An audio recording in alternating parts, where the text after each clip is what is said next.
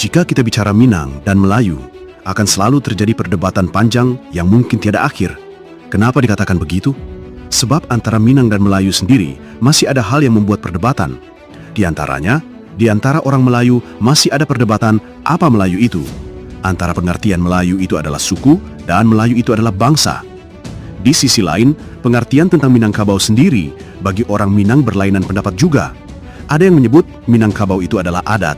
Ada juga yang menyebut Minangkabau itu adalah etnis, dan bahkan ada juga menyebutnya bangsa. Ditambah lagi perdebatan sebutan bangsa Melayu dan bangsa Malayu. Perbedaan ME dan MA juga sering jadi penolakan.